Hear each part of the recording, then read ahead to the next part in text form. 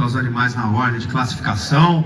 Aqui os 5 animais apresentados, campeonato onde a gente apartou os grupos. O cavalo da cabeceira já chamou atenção desde o início, pelo gesto, pela estabilidade. O segundo cavalo também muito marchador, se aproximou bastante do primeiro, observando esses 2 cavalos da cabeceira. O terceiro cavalo já dividindo o grupo, já não tem a dissociação e a distribuição dos 2 cavalos à frente, a qualidade da montada do turdilho com a alazão, a prontidão da boca do turdilho com a alazão. Então a gente consegue observar os 2 cavalos de reunião mais natural, de flexão de nuca mais natural, a prontidão dos 2 cavalos à frente, realmente, ele já parte pela distribuição dos apoios, e quando a gente encontra, a gente já vai confirmando, sem sombra de dúvida. O cavalo da terceira posição de movimento bom, mas já inverte um pouco mais abaixo do pescoço, já oscila um pouco mais ao eixo corpóreo, e os 2 cavalos de trás já não tendo a condição da distribuição dos apoios dos 2 cavalos à frente. Entendendo o Pampa levando vantagem na maciez em relação ao animal de trás, já ficou devendo um pouquinho hoje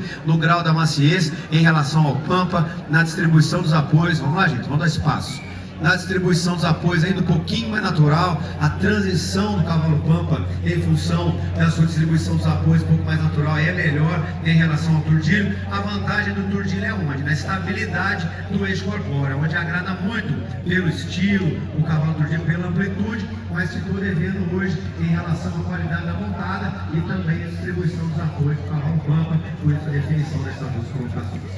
Terceiro e quarto, aqui uma crescente pelo movimento, principalmente pela amplitude, pela elasticidade, onde o Pampa já não fez uma prova tão regular como o cavalo à frente, já brincou um pouquinho mais. A gente consegue observar a frequência um pouquinho mais alta, a perna um pouquinho mais atrasada em relação ao cavalo à frente, que já tem extensão de todo o trabalho posterior de melhor qualidade, já tem a coordenação ainda melhor em relação ao animal de trás. Os 2 poderiam ser um pouco mais estável no eixo corpóreo, que é onde a gente já consegue observar os 2 cavalos à frente, 2 cavalos de tronco parado, que só trabalham com os membros. E o terceiro e quarto já pegando um pouquinho mais na oscilação do eixo corpóreo, entendendo o terceiro levando vantagem na amplitude, na coordenação, ainda na qualidade do movimento, principalmente no final do concurso, onde o cavalo de trás já acentuou um pouquinho mais essa frequência mais alta, atrasou um pouquinho mais o trabalho da perna e já pecou também no adestramento, por isso a definição.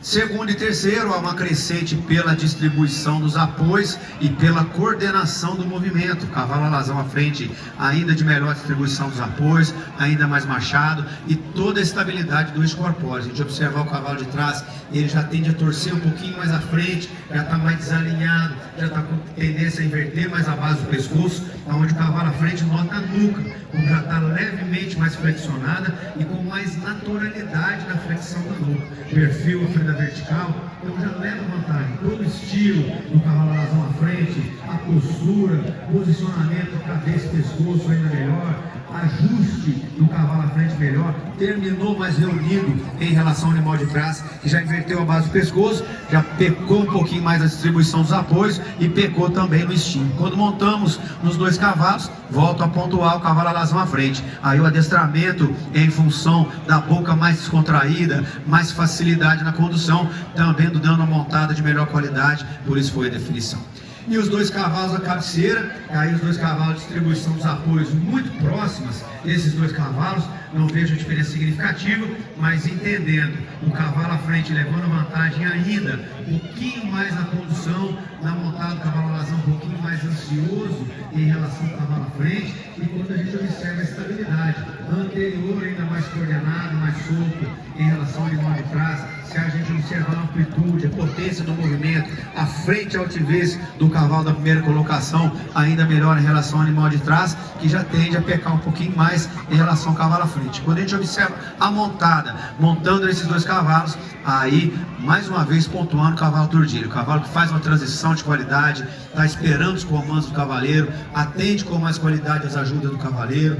Quando a gente faz as transições mais suaves, alonga e reúne sem pecar no cômodo e sem pecar na maciez. E na marcha rédea livre, tendo a manutenção da distribuição dos apoios, quando observado na fase final, em relação ao animal de trás, já é um pouquinho mais curto, já aumenta um pouquinho mais a frequência e falta um pouquinho mais de movimento. Então, pontuando o cavalo de melhor estabilidade, de melhor amplitude, de melhor coordenação, de anterior mais solto, de frente mais altiva e, consequentemente, de melhor montado do campeonato foi o turdilho, por isso a definição. Parabéns aos apresentadores.